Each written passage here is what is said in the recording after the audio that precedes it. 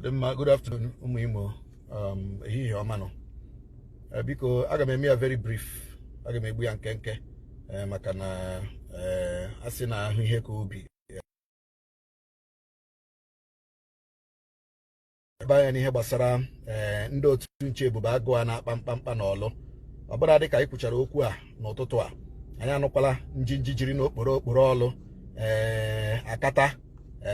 nakwa uru akata. Nochara Oru East or Oru West nke steeti Imo biko ọchịchị steeti Imo leba anya n'ihe gbasara ndị Ebube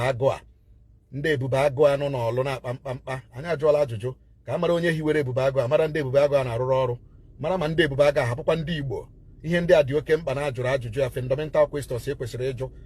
ịjụ ka a mara ndị bụ ndị Ebube Agụa mara ndị onye ha na-arụrụ ọrụ mara dị modus operandi ha ji arụ ọrụ biko arịrịọ ka anyị na-arịọ anọkata anụ na ndị Ebube Agụ na ndị amị jere mee nke a mee nke ọzọ Ebube Agụ ha na-amị na-arụ ọrụ ha wu ndị ebe Ebube Agụ ha na-amị na-arụ ọrụ ha wu ndị ebe ka mmadụ hapụ ịnọkwa n'ụlọ nọpịa mkpụrụ amụ ka mmadụ hapụ ịnọ n'ụlọ ya nọpịa mkpụrụ amụ si jụọ ajụjụ ekwesịrị ịjụ na steeti a ka a mara ndị bụ ndị Ebube Agụ gaa n'okporo ọlụ kịta kpọọ wụrụ onye bụ onye okporo ọlụ ịma kpọgodo ya na fon si ya gịnị na-eme n'okporo ọlụ onye bụ onye akata ịma kpọgodo onye akata uru East ịma si ya gịnị na-eme na akata gịnị na-eme na uru akata dịka arụrọ ka anyị na-arịọ o nwere ka ọ dị ka anyị kwuo okwu akwụlie ya dịka onwere onye a na-amadị ibie na-ese okwu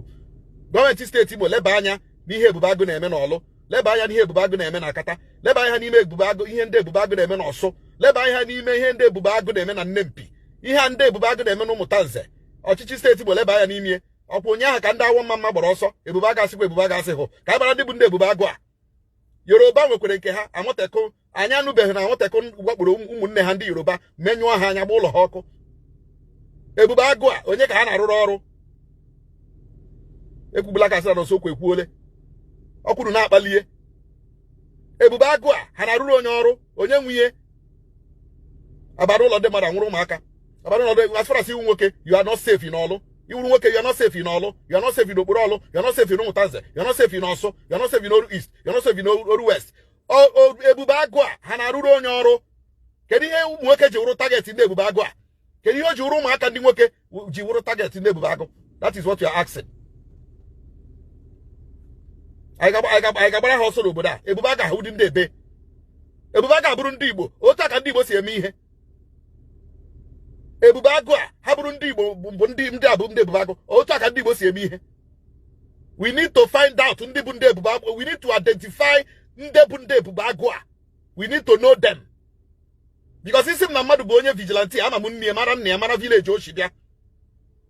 ka anyị mara ma ndị Ebube Agụ a ha we imported Ebube Agụ let us know who these Ebube Agụ people are we need to know them many Imo youths chọrọ join Ebube Agụ so let it be made public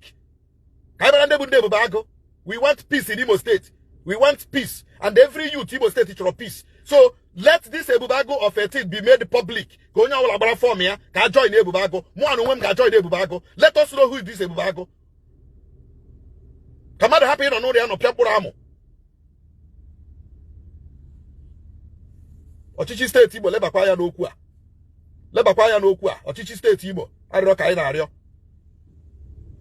agba mbọ tụọ n'ogwe agba abụọ tụọ n'ogwe ọ bụ sọsọ ogwe ka a pịrị akụ ebe nwata na-ebe akwa atụ aka ya nne ya anọghị ya nna ya nọrọ ya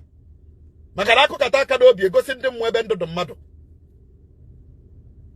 okenye anaghịkwa nọ n'ụlọ iwe amụọ n'ọbụrụ ekwuchakwa m Ebube Agụ a na-akpa mkpamkpa n'ọlụ we need to know them let us unravel the personalities behind this Ebube Agụ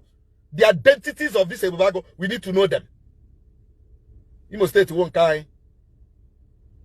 Imo State won't kai ekwuchakwa m ọchịchị steeti Imo ihe niile nọzi ugbu a nọ gị n'aka ọchịchị steeti Imo ịmara asụ gaa sụọ n'ikwe gaa mahakwa na asụ gaa n'ala jee sụọ ya mana the end of the day agbacha egwu ya ala n'ukwu ndewonu